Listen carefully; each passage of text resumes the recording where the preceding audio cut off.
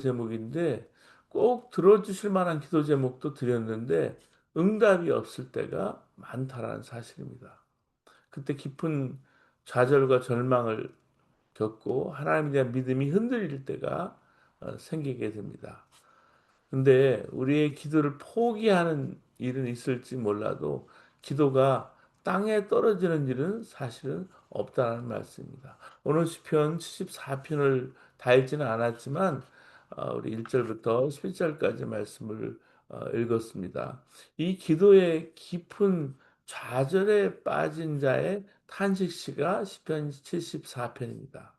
내용을 보면 바벨론의 침략으로 인해서 이제 남유다가 완전히 멸망한 시기에 쓰인 기도입니다. 시인은 패망한 유다를 보면서 애끓는 심정으로 하나님께 기도하고 있어요.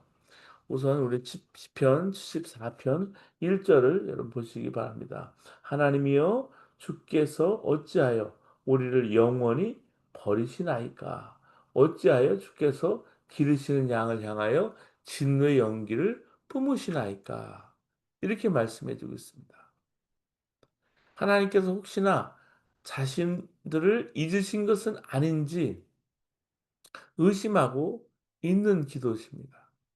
2절 말씀 보시면 옛적부터 얻으시고 속량하사 주의 기업의 지파로 삼으신 주의 회중을 기억하시며 주께서 계시던 시온산도 생각하소서.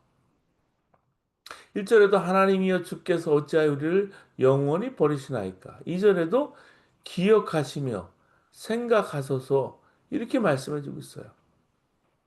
바벨론 군인들이 하나님의 성전을 완전히 무너뜨리고 성소를 더럽히며 성전 가운데서 승전가를 부르는 모습을 본다는 것은 정말 끔찍한 일이 아닐 수 없을 것입니다. 시편 기자는 오늘 우리 시편 74편 3절에서 9절까지 그걸 조목조목 하나님께 일러 바치듯이 말씀해 주고 있어요.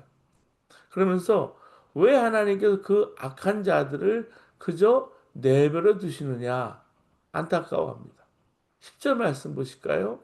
하나님, 우리를 모욕하는 저 대적자들을 언제까지 그대로 두시렵니까? 주님의 이름 모독하는 저 원수를 언제까지 그대로 두시렵니까?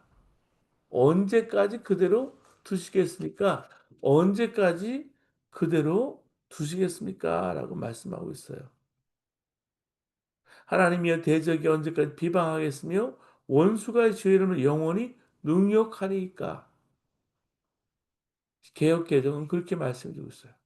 이 시편 기자는 성전을 더럽히는 바벨론 군인들을 제발 기억해달라 부르짖어요.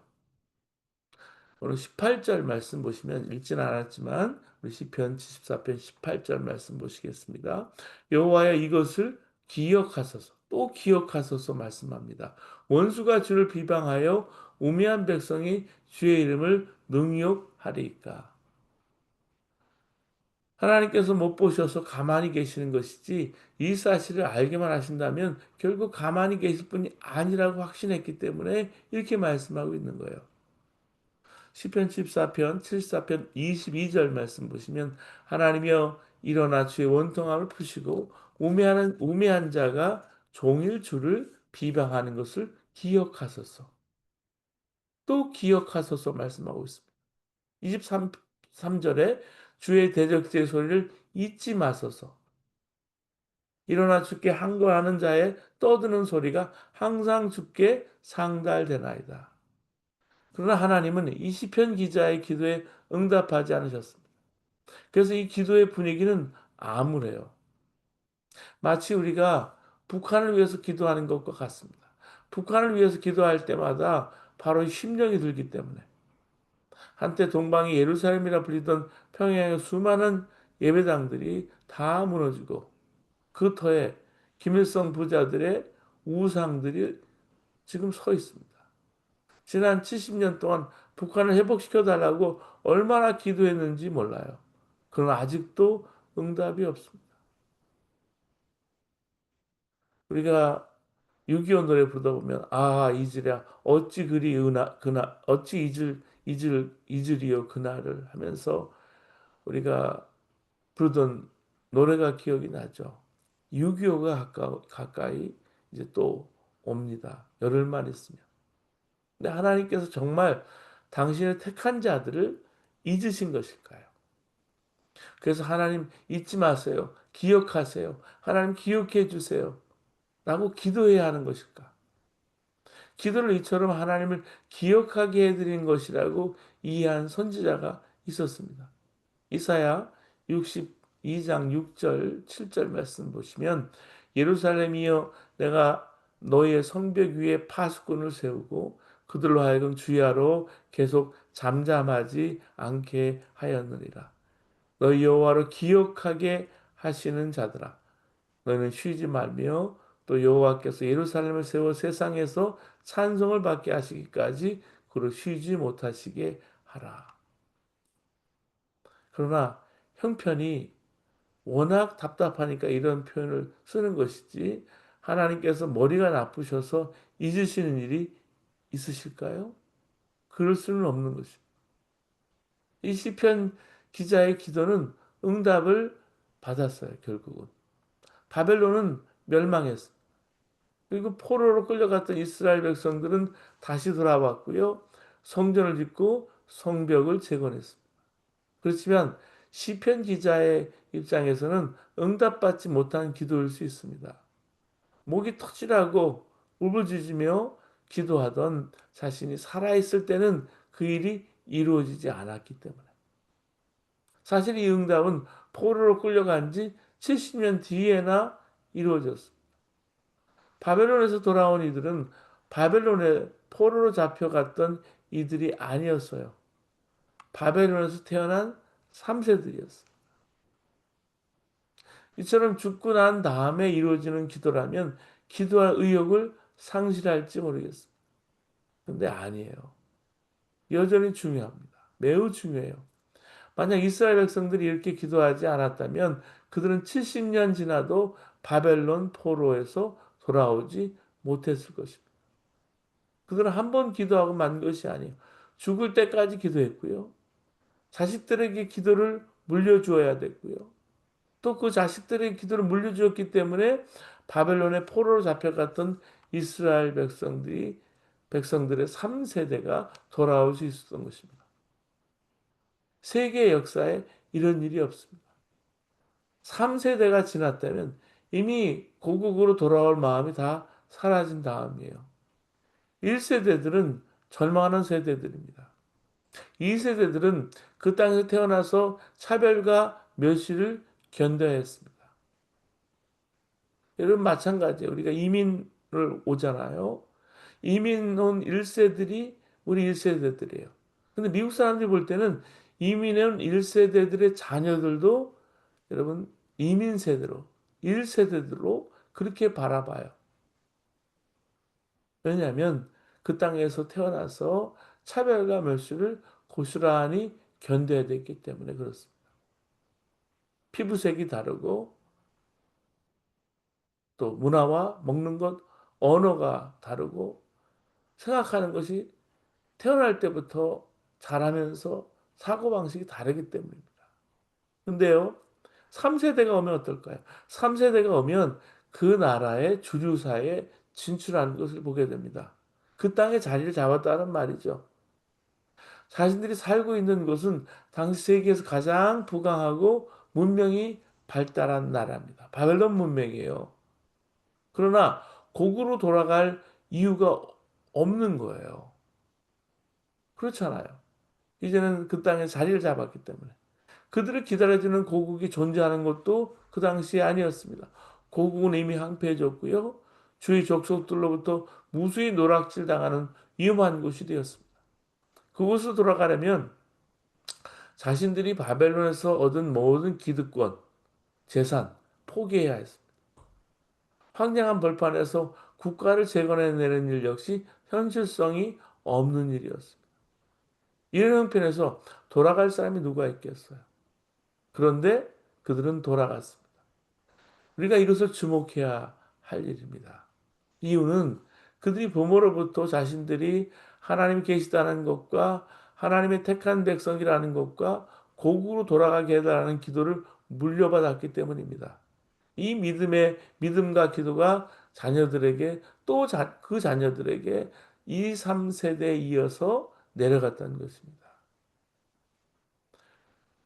여러분 지금도 여러분 우리 이민 세대가 있으면 역이민을 하는 사람들이 많아요. 근데 역이민을 하지 못하고 그 땅에 자리 잡은 사람들이 미국에 와도 자리 잡은 사람들이 있어요. 해외 동포라고 그러죠. 예전에 이민이라는 말보다는 디아스포라, 해외 동포라는 말을 많이 하는데 해외에 사는 사람들이 750만이 돼요. 한국에 이 자리 잡은 한국 사람들이 이제 더 이상 많이 아이를 낳지 않으니까 우리 제3세계에서 많이 한국에 진출하기도 하죠. 그런데 한국으로 돌아간 사람도 있지만 돌아가지 않은 사람도 있었던 것처럼 바벨론으로 돌아간 사람도 있었고 또 바벨론 땅에 자리 잡은 사람들도 있었어요. 바벨론에 잡혀가서 예루살렘으로 돌아갈 가능성이 완전히 사라졌을 때도 계속해서 근데 기도했었다는 증거들이 거기 많이 있습니다. 대표적으로 여러분 다니엘 6장 10절에 보면요. 바벨론의 포로로 끌려왔던 1세대였던 다니엘은 총리의 지위에까지 이르렀지만 하루 3번 예루살렘을 향해서 창문을 열고 열린 창문을 향해서 기도했다는 사실은 유명한 말씀이죠. 근데 그것 때문에 결국은 사자굴에 던져지기도 했습니다. 마지막 3차 예루살렘 귀환 때 느헤미야 역시 느헤미야 1장 2장을 보면 아닥사스다 왕의 술 맡은 고관이었는데 위험을 무릅쓰고 예루살렘을 위해서 금식하다가 얼굴이 수척해져서 왕이 이유를 물을 정도였다고 그렇게 말씀해 주고 있어요. 그때 담대히 조국 예루살렘 성을 재건하게 해달라고 위험천만한 청을 들여서 허락을 받아서 귀환했어요. 그것이 느헤미야의 배경입니다. 물론 예루살렘으로 돌아온 사람은 소수였습니다. 그러나 모든 기득권을 다 버리고 이스라엘 땅으로 돌아온 이들이 있었다는 것이 놀라운 사실이었고요. 그래서 역사에서 완전히 사라질 것 같은 유대인들이 다시 나라를 재건하게 된 것입니다. 이것은 절망적인 상황인데도 기도를 계속했기 때문이라는 사실이에요. 자, 예루살렘의 멸망은 이스라엘의 죄로 인한 하나님의 징계였습니다. 그러나 하나님께서는 당신이 택한 백성을 아주 버리지 않으셨어요. 예레미야 25장 11절 보면 예레미야 선지자를 통해서 분명히 70년 동안 바벨론의 포로로 잡혀가리라는 그 기간을 이렇게 정해 두셨어요. 근데 당시에 예레미야가 선포한 이 약속을 이스라엘 백성들이 다 알았다고 볼 수가 없습니다. 다니엘도 70년 기한이 차기 직전까지 몰랐으니까 말이에요. 그래서 시편 기자 같은 아주 답답하고 안타까운 그런 기도, 그런 기도를 드리게 된 거예요. 근데 그 안타까운 기도는 결코 중단하지 않았다는 사실이 중요해요. 그것은 하나님께서 하신 일. 하나님 70년 후에 이루실 예루살렘 회복을 위해서 이스라엘 백성들 하여금 기도하고 기도하게 하신 것입니다. 그렇기 때문에 절망적인 상황이 있으십니까? 절망적인 상황인데 터져 나오는 기도, 아무런 응답이 없는 것 같은데 계속되는 기도를 답답하게만 생각하지 마시기 바랍니다. 결국 하나님께서 그 기도를 통해서 하나님의 역사를 이루시는 것입니다. 정말 이사야 선지자가 하나님이 기억하시도록 하라. 하나님으로 쉬지 못하시게 하라. 라고 외칠 만했던 것입니다. 그렇기 때문에 우리가 북한 민족을 위해서, 북한을 위해서, 우리 민족을 위해서, 한국교회를 위해서 기도를 쉬면 안 되는 거예요. 여러분 우리가 계속 끊임없이 기도하는데 지금 이루어지지 않는 기도가 있어요. 전쟁을 놓고서 우크라이나와 러시아 전쟁을 놓고 기도했고요. 이제 이스라엘과 하마스의 전쟁이 잠잠할 만하니까 이제 이스라엘이 여러분 이란에 핵공격 시설을 치고 그것이 또 이란이 어제도 수많은 미사일을 발사해서 지금 이스라엘 초토화하겠다고 전면전을 하겠다고 저러고 있습니다. 우리가 하나님 앞에 기도하지 않으면 살아갈 수 없는 시대에 살아가고 있어요. 사실 기도는 하나님이 기억하시도록 하는 게 아니라 우리로 하여금 기억하게 하는 것입니다. 기억은 우리가 해야 할 거예요. 육신이 고통당하는 것보다 더 큰 고통이 무엇일까요? 믿음이 흔들리는 것입니다. 하나님께서 정말 우리의 기도를 들어주실까? 하나님께서 우리를 다시 회복시켜 주실까? 내 원수를 갚아주실까? 이렇게 믿음이 무너질 때가 끝인 거예요, 사실. 그렇기 때문에 절망의 때에 아무리 기도해도 답답하기만 할 때에 우리가 해야 할 일이 있습니다. 바른 믿음의 고백을 하는 거예요. 하나님이 어떤 분인지 기억하는 것입니다. 하나님께서 행하신 일을 기억하는 거예요. 하나님의 약속을 기억하는 거예요. 시편 74편은 11절까지 읽었는데 여러분 계속 읽어보면 실제로 시편 기자는 하나님에 대한 신앙을 고백하고 있음을 보게 됩니다. 우리 12절 말씀부터 우리 17절까지 말씀 보시겠습니다. 시편 74편. 하나님은 예로부터 나의 왕이시라. 사람에게 구원을 베푸셨나이다. 주께서 주의 능력으로 바다를 나누시고 물 가운데 용들의 머리를 깨뜨리셨으며 리워 야단의 머리를 부수시고 그것을 사막에 사는 자에게 음식물로 주셨으며 주께서 바위를 쪼개어 큰 물을 내시며 주께서 늘 흐르는 강들을 마르게 하셨나이다. 낮도 주의 것이요 밤도 주의 것이라. 주께서 빛과 해를 마련하셨으며 주께서 땅의 경계를 정하시며 주께서 여름과 겨울을 만드셨나이다. 지금 이스라엘은요 나라가 망하고 성전은 무너졌고 사람들은 포로로 끌려가서 다시 회복할 가능성이 아주 사라졌을 때예요. 그런데도 그는 하나님의 은혜와 능력을 고백했습니다. 바로 이런 태도가 중요하다는 말씀입니다. 그들은 자신만 이것을 고백한 것이 아니라 자녀들의 가슴에 대를 이어가며 심어주었어요. 그래서 그 역사를 이어갔습니다. 그래서 하나님은 역사할 수 있었고요. 그들은 돌아올 수 있었던 것입니다. 사랑하는 여러분, 영적으로나 육적으로나 떠나 있는 자녀들이 바벨론 포로에서 돌아오기를 기도해 주시기 바랍니다. 연어처럼 상하고 찢겨져도요. 댐을 통과해서 상류로 역류하면서 올라가는 저는 연어들을 본 적이 있습니다. 포틀랜드에 가면 그런 연어들이 이제 하류에서 바다에서 하류로 상류로 올라가는 그 연어 떼를 볼 수 있도록 해놓은 시설이 있어요. 여러분 하나님께서 그렇게 역사하신다는 거예요. 여러분 아무리 기도해도 응답이 없어서 절망하고 계십니까? 우리가 할 일이 있습니다. 하나님의 선하심과 약속과 은혜를 기억하는 것입니다. 예수님도 십자가에서 절망을 경험했습니다. 그래서 부르짖으셨어요. 엘리 엘리 라마 사박다니. 그러나 그 절망 중에도 여전히 주님은 믿음으로 고백하셨습니다. 나의 하나님, 나의 하나님. 여전히 하나님 부르셨어요. 내 영혼을 아버지께 맡깁니다. 여전히 하나님 아버지를 믿으셨어요.